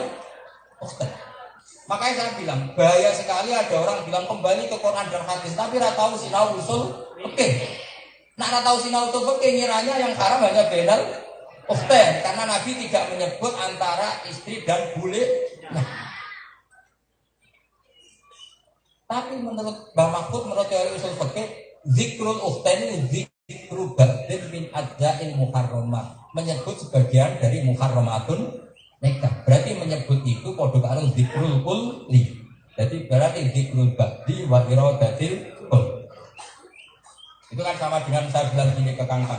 Kang, ojo geman demek tangane Mbak mari batal wudune. Terus Kang, aku demek pipi deh wis sarap. Wis sarap wis. Majnun lah pokoknya. Maksudnya gini nih. Saya menyebut tangan itu artinya menyentuh bagian dari perempuan itu membatalkan. Bagian itu aku nyebut tangan. Nah, berarti liyane tangan juga sama. Ukhtaini itu haram. Berarti liyane ukhtaini yang semahram juga haram, termasuk istri dan buliknya, istri dan mbaknya dan seterusnya. Nah, coba sekarang misalnya tidak ada ilmu usul fikih yang merangkap zikrul ba'di wa iradatil kul, itu istilah balaghah. Kalau dalam istilah usul fikih itu apakah umum itu bagian ala umum? Sekarang zikrul ba'di itu apakah ta'yin, apa zikrul ba'di umum? Yang benar ya zikrul ba'di umum. Misalnya gini, ini dengerin betul ya. Yang contoh gampang itu, saya misalnya kiai punya pembantu namanya Zaid Bakar Umar. Ya, saya punya dalam Zaid Bakar Umar. Kemudian ada tamu saya bilang, Zaid ini. Ternyata Zaid itu di kamar mandi atau sedang kemana? Terus Umar nggak keluar, mesti dipanggil Zaid, nggak saya. Kira-kira Umar ini goblok apa enggak? Goblok, karena saya manggil Zaid itu sebetulnya semuanya dalam yang bisa hormat tamu itu tak panggil, siapa saja. Cuma kebetulan saya nyebut, ya, berarti nyebut Zaid itu laisa muradan bi aini Zaidin, dia harus Zaid. Siapa saja yang sefungsi dengan ya. Sama, nyebut ukhtain adalah perwakilan dari muharramat, orang-orang yang haram bine. Tidak harus ketika saya nggak keluar terus saya ke kamar ternyata Umar di situ, Bakar di situ, kira-kira saya marah nggak? Marah kan? Meskipun mereka berdalil dengan manggilnya Zaid. Aku lagi boten menipu, kalau boten Zaid. Oh aku dari kayaknya tak boleh yakin tak boleh. Nah itu ilmu usul fikih. Sekarang bayangkan banyak gerakan kembali Quran. Aku nggak tahu ngaji usul. Bahaya betul. Bukan sekedar bahaya guys. Masa bahaya katanya. Ya, agak provokatif. Bahaya sudah repot malah diasap dua. Maka ngaji usul fikih itu penting karena ini analisisnya. Atau sesuatu dikatakan tuh lihat bisa waqi'at. Memang kejadiannya seperti itu. Maka kalau nuruti mereka, coba wiridan ya Mu'ad. Ya Mu'ad inni uhibbuka fala tada'anna dubura kulli sholatin Allahumma inna ala dzikrika wa syukrika wa husni ibadatik. Sebagian riwayat fakul dubura kulli sholatin Allahumma inna ala dzikrika wa syukrika wa husni ibadatik. Itu semua kiai mengijazahkan doa itu. Misalnya mau santri sing goblok, Pak Yai, itu suntikan dari Mu'ad. Kalau namanya Qurtubi kok. Kasus. Nabi nyebut Mu'ad karena yang soal Nabi Mu'ad mesti Nabi ini Mu'ad. Dan Nabi ini Qurtubi mana Mu'ad di dalam Qurtubi. Nah sekarang Nabi ketika masyati Mu'ad itu zikrul ba'di min adzai ummati Rasulullah sallallahu alaihi wasallam. Jadi Mu'ad mewakili semua umatnya Nabi. Jika wiridan itu boleh dilakukan siapa apapun meskipun hitopnya kepada itu namanya ilmu. Kamu harus belajar di sini santri terus. Pokoknya sing karangan di bawah itu sepeda yang makmur. Siapa yang nggak tahu karangan Bil Hasyat itu mesti. Di sini biasanya baca tamasya atau mesti kalau keluar dokter apa namanya? Itu pada sama-sama nggak jelas. Karena di sana termas. Tapi orang Arab itu tidak bisa bilang itu tidak bisa.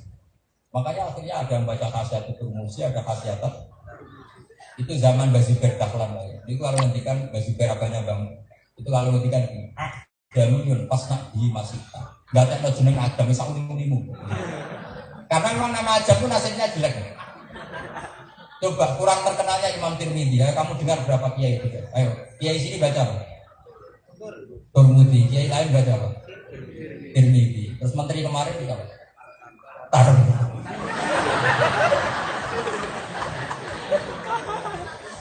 Ya kan? Jadi maka itu ada kaidahnya. Adamiyun pas nak bihi. Ya kan? Jadi maka itu ada kaidahnya. Adamiyun pas nak bihi masih. Nah, itu nama Adam yang sauni-uni. Coba kamu tahu nggak? Siti Maryam, ibunya Nabi Isa, namanya siapa? Maryam kan?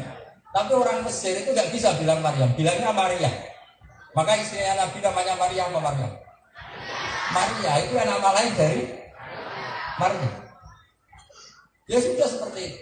Makanya yang ada yang baca Abdul, saya pernah dengar di Fathul Masail. Kama fi Hasyatul Turmus. Ada yang bantah, oh itu Tarmasi.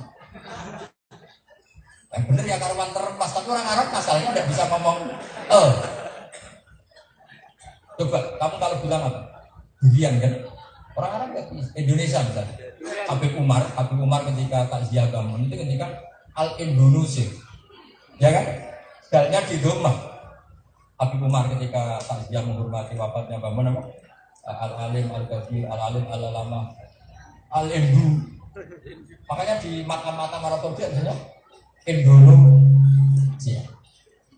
Jadi saya mohon itu nggak perlu diperdebatkan apa Hasyatul Tarmasi, apa Turmusi, apa Tirmizi. Umumnya orang sini baca.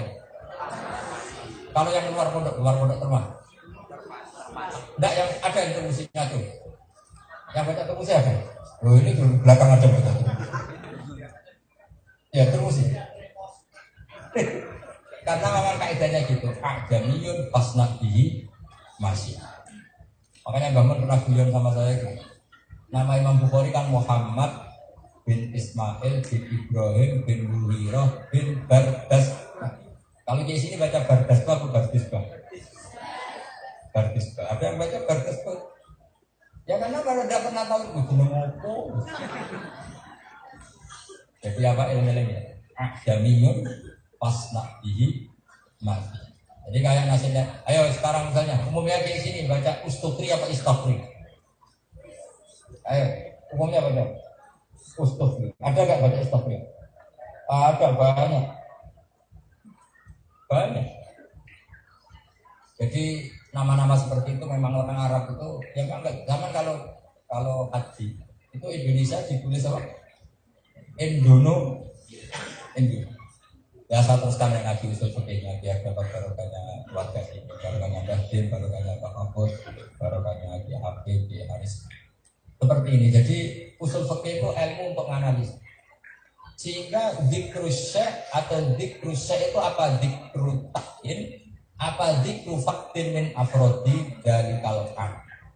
Misalnya begini. Di Quran misalnya ada wal khayla wal bihola wal khamira satu terus Litas tahu ala guri sumata turun ni'mat rabbikum gas tahu mali wa taqul subhanalladzi sakhkhara lana. Makanya terus kalau kamu sudah naik himar atau naik kuda, kemudian kamu sudah tenang di atas punggungnya. Ada ayat litas tahu ala guri, kemudian kamu sudah tenang di atas punggungnya. Terus doa subhanalladzi sakhkhara lana. Terus kamu sekarang naik Innova, enggak pernah berdoa. Kenapa? Ini kan tidak hoel. Tidak buhol. Itu waras apa? Karena ketika Allah nyebut fa'il itu maknanya nyebut marfu. Apa nyebut apa?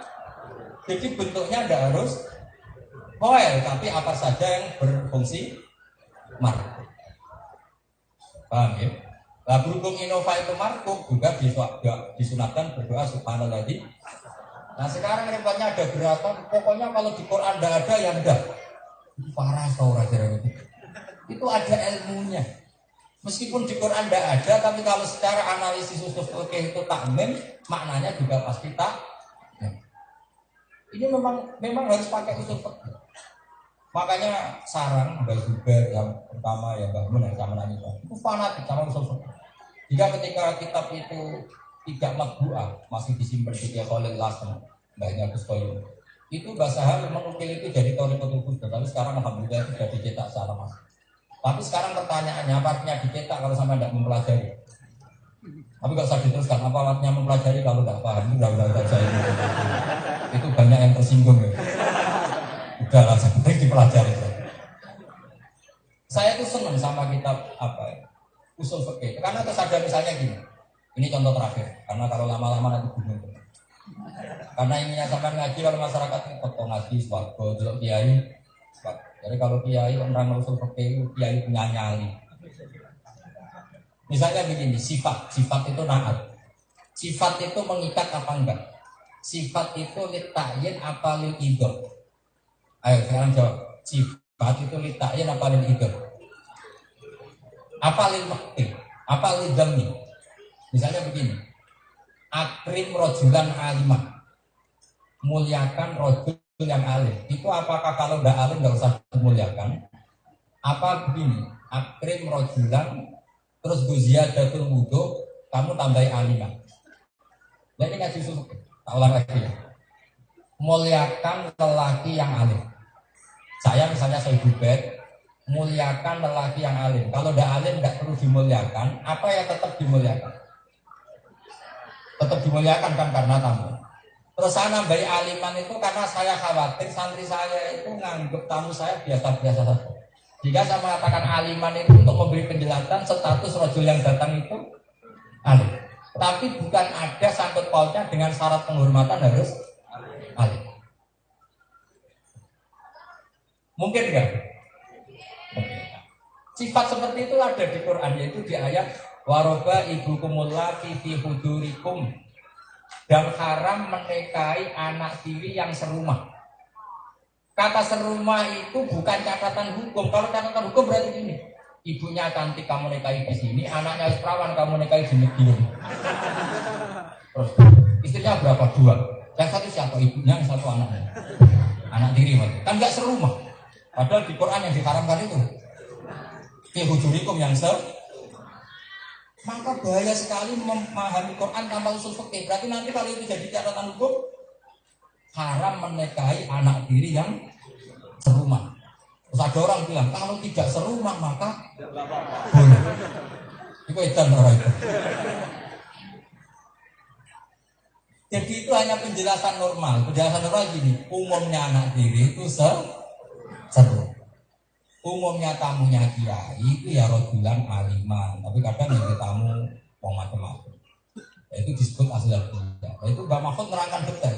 Ada sekian sifat yang nggak boleh menjadi catatan hukum. Di antaranya sifat lidah untuk memberi penjelasan atau sifat til aghlabiyah. Umumnya seperti itu. Misalnya gini, tuh kena suan kiai aja rokok. Wes oke, dia nggak rokok. Ya oke, dia nggak rokok. Tapi rambutnya dipilok pingat. Yang dilarang kan rokokan. Tapi kalau rambut anak pang nggak apa-apa, kan nggak disebut. Itu repot. Makanya di antara kelebihan ilmu usul fikih itu semua dianalisis. Lafaz sama makna itu di mana? Nggak jauh. Lafaz sama makna itu di mana? Ayo, lafaz sama makna itu di mana? Dulu makna. Ya itu kamu nggak tahu ngasih usul fikih. Lafaz sama makna itu dulu makna. Terus supaya orang lain paham perlu dilapatkan. Maknanya lafaz itu malfuz, sesuatu yang diucap. Nah, karena lafaz ini nggak bisa mewakili luasnya hati, sehingga lafaz itu mesti qasru anil makna, mesti nggak bisa mewakili semua. Ini tak jamin terakhir, contoh terakhir. Nanti tak bacakan di kitabnya Mbak Mahfud. Dan itu mujma'al, artinya semua ahli usul fikih tahu itu. Jika misalnya saya gini, saya itu gumrenjet kepengen santri ini sopan. Tahu lagi, saya terbersit kepengen santri ini sopan. Kalau soal Gus Buat atau Telet Mata, saya bilang gini, dong nak sowan niku pakai peci. Karena saya tahu santri ini sudah pakai sarung, pakai bilang kurang itu pakai.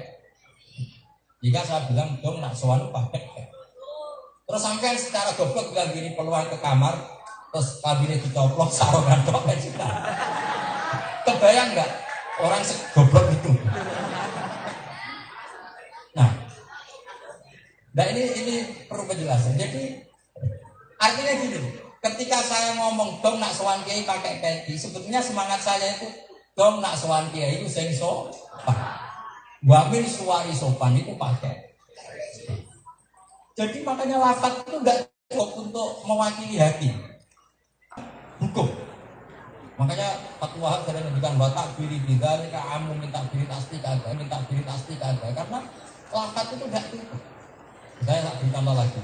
Dok, engkau nak ada tamu, subuh gedang goreng. Sebetulnya itu tujuan saya itu pokoknya ada tamu sebatu. Nah, sampean goblok anak goblok.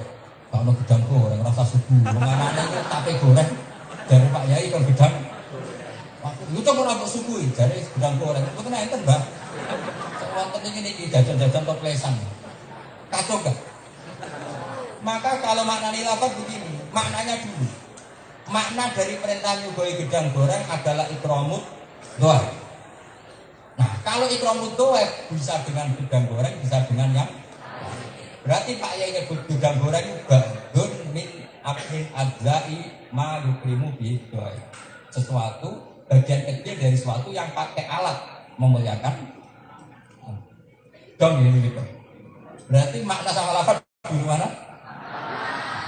Ini tak katakan tak, awas kalau beli sini. Nah ini supaya itu apa? Ini tadi saya, ini saya memang senang sinau apa? Sinau oke. Ini kitabnya Bang Abdul kalau penciptaan ini halaman 191. Sahabat saya ini terakhir kenangan saya di Termas.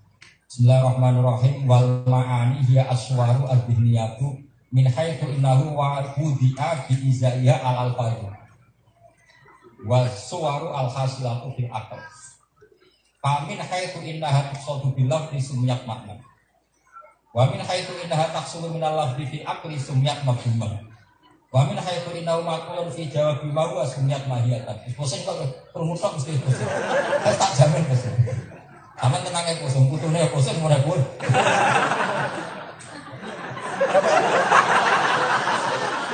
Ya ini kan posisi saya ulang lagi ya. Dan dengerin saja. Kalau nggak paham tenang saja. Karena mayoritas. Orang nggak paham sama yang paham itu banyak mana? Maka bergembiralah Anda. Berarti partai apa? Mayoritas. Berarti pemenang pemilu. Ya saya ulang lagi.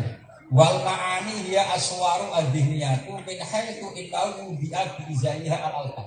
Namanya makna adalah gambaran batin. Yang gambaran batin ini kemudian kamu memilih lafaz.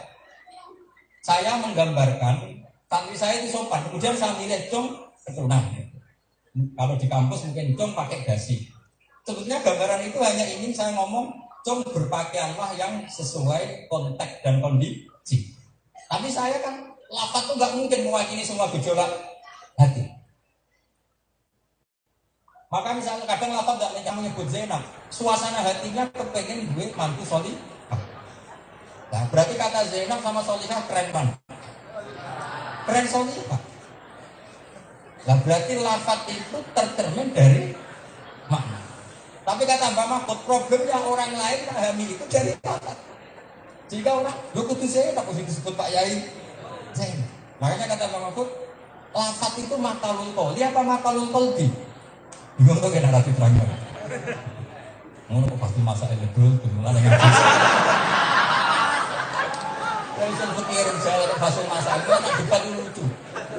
Ya tapi ya pantas jadi santri. Enak pulau yang pantas pasti masak itu. Makanya rasa juga. Tahu lagi, ini senam otak. Ini di halaman 191 juz 1.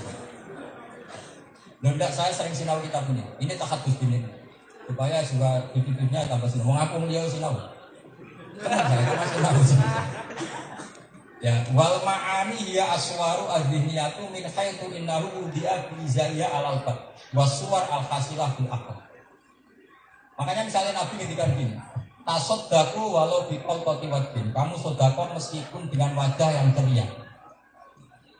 Maksudnya Nabi itu ya ingin orang itu sopan sama orang lain. Terus ada orang gini, abang biar dulu jangan gue.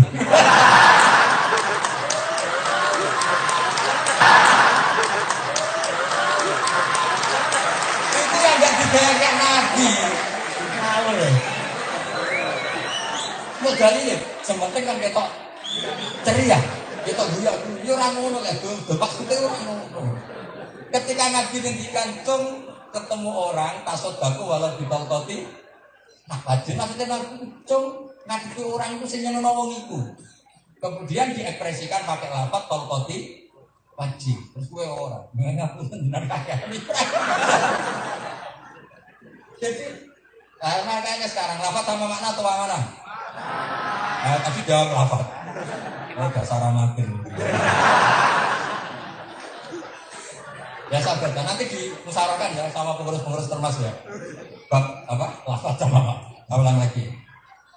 Famin haitsu innaha tuqsadu billah disumiyat makna. Berarti lafaz itu dimaksudkan untuk mengantarkan makna, bukan makna didikte oleh lafaz. Wis bener. Orang kok mulai dikasih pinter ngaji usul fikih. Wa min haitsu innaha tahsulu minal lafzi fil aqli sumiyat mafhuman. Problemnya bagi orang lain bisa paham berdasar lafaz itu. Kamu mau tidak mau sebagai orang lain kan memahami itu dari hati atau dari lafaz itu. Sehingga tadi kadang ya kadang rapati salah. Cung kalau Zaid. Ya terano yo wong lafate Zaid. Tapi nak kowe pinter tetep miring. Pak Yai mau golek Zaidnya perkara ana tamu paling kon nugoti tamu. Nak ngono ora kudu Zaid, umah yo cukup. Tapi nak konteks ini, tadi ada resepsi undangannya mbak-mbak untuk Zaid. Bareng diundang Zaid tukang aku yo kang maju. Nak bab pernikahan, misalnya Mbak Sri Rabi ambek Zaid, undangannya mbek Zaid, bareng Zaid lagi nitip kowe maju. Alasannya Zaid yo kang aku yo. Ora iso. Wong sing iso nangis. Kok beneran kalau ganteng nih? Maka ini memang misteri, makanya ada usul fikih di sini. Ketika Allah ngendikan A, itu makna terkandung itu. Makanya ketika Allah menyuruh kamu jangan berkawan orang kafir yang mana? Kamu harus berkawan orang Islam yang mana? Karena tadi pikirannya Nabi misalnya ketika itu ke kancanan orang Islam. Orang Islam itu pikirannya Nabi tentu al-muslim man saliman muslimun min lisanihi. Itu pula kowe kancanan Islam tapi Islam copet, Islam koruptor. Kan enggak yang dimaksud Nabi. Padahal statusnya. Maka ketika Nabi mengatakan al-muslim itu maksudnya apa?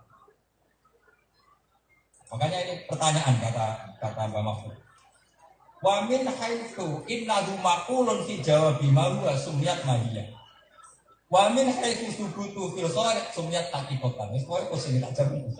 Tapi tenang ae, aku kudune pusing aku ya pusing, aku iki ae ya pusing. Cuma aku akhirnya iso mergo kuwi. Karena sesuatu yang saya tekuni. Wa min haitsu intiyazhu anil akhyar sumiyat bi. Kalau saya al-Fudani kita. Jadi lafaz itu seperti itu. Makanya ketika Allah menghentikan wa antasma'u bainal ukhtain, itu semangatnya adalah mengharamkan semua muharramatun nikah. Cuma sing mungkin menarik kan Mbak Ayu hati bisa kan nggak perlu diterangno. Ojo geman kira kita wedok sak mbae. Kan dia kepikiran kira di bae. Wong tembok rapi 20 tahun bae kan 70. Jadi ora usah disaramno ora mungkin. Paham ya? Sehingga sing potensi ke kepikiran kan rabi bae terus betul ada nabi kita ayo apa? Adik. Dalam mbak mati beneran dunia. Jadi wa antas mau binalukten itu adalah dia karena orang yang kepikiran itu kan tentu mengumpulkan saudara karena umurnya masih, cantiknya masih. Kalau sama bude kan terpaut apa? Tapi tetap saja secara fikih yang haram itu ya istri kumpul sama saudaranya atau budenya atau bulitnya atau enggak. Nah, sekarang pertanyaannya ya, lafaz sama makna di mana? Di rumah. Jadi makanya terus Imam Ghazali ketika ngarang Ihya dan sekian ibaratnya dianggap salah, dibully sama orang banyak. Ketika dibully Imam Ghazali ngarang lagi namanya Al-Imla fi Iskalatin Ihya. Itu diantara jawaban beliau gini. Fal ma'ani awsa'u minal ibarat. Sama siapa? Fal ma'ani awsa'u minal ibarat. Wasutur awsa'u minal kutub. Jadi makna itu lebih luas ketimbang redaksi. Wasutur awsa'u minal kutub. Dan dada ini lebih lengkap ketimbang kita. Karena kitab itu tetap terbatas. Karena harus ada yang dilapatkan. Misalnya gini. Di sunat no sholat nih masjid. Masjid itu maknanya itu tempat yang baik untuk sholat yang nyaman. Sekarang mau masjid tapi wae kubu sebelah, wae masjid yang akhir nopo ada masjid tapi milik kelompok yang ngakhirkan kamu. Sama musola yang nggak ngakhirkan kamu. Abdul mana? Abdul musola. Tapi kan kata Nabi harus di masjid. Tapi bayangannya Nabi tentu tidak masjid yang bikin masalah. Jadi memang ya sudah seperti itu. Makanya semangat melafatkan itu apa? Nah, itu akhirnya dipekeh di Arab al-hukmu yadiru ma'ibadihi wujudan wa.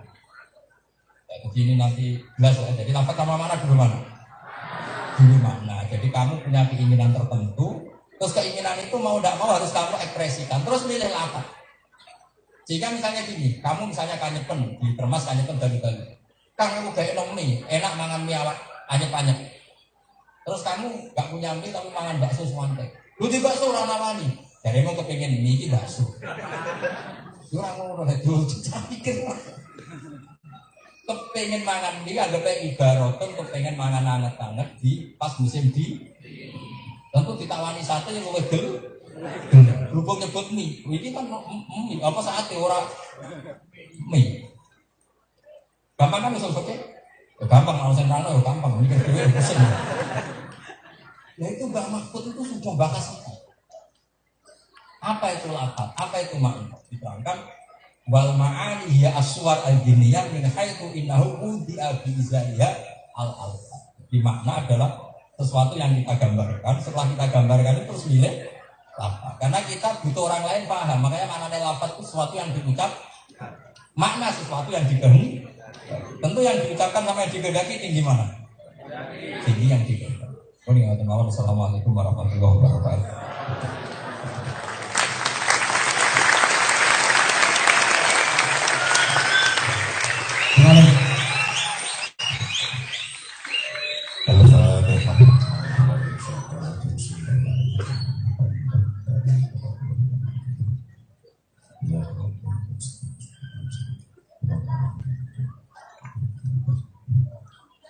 Bismillahirrahmanirrahim. Allahumma shalli wa sallim ala sayyidina Muhammad wa ala alihi wa sahbihi wa sallim wa ta'ala wa sahabati rasulullah alhamdulillah rabbil alamin. Hamdan yuwafi ni'amahu wa yukafi mazidah. Ya Rabbana lakal hamdu kama yanbaghi li jalali wajhika 'azimi sultanik. Rabbana taqabbal minna innaka antas samiul 'alim wa tub 'alaina ya maulana innaka tawwabur rahim. Wahdina wa waffiqna lil haqqi wa ila shiratikal mustaqim. Bijudika ya akraman akramin wa ya arhamar rahimin. Allahumma aghnina bil ilmi wa yassirna bil hilmi wa akrimna bit taqwa wa jammilna bil afiyah bi rahmatika ya arhamar rahimin. Allahumma inna nas'aluka min khairi ma sa'alaka min nabiyyika Muhammad sallallahu alaihi wasallam wa na'udzu bika min syarri ma sta'adaka min nabiyyika Muhammad sallallahu alaihi wasallam. Antal musta'an 'alaikal balagh. Rabbana atina fid dunya hasanah wa fil akhirati hasanah wa qina adzaban nar. وادخلنا جنة مع الأبرار يا عزيز يا غفار يا رب العالمين. سبحان ربك رب العزة عما يصفون سلام على المرسلين الحمد لله رب العالمين. بسم الله الرحمن الرحيم.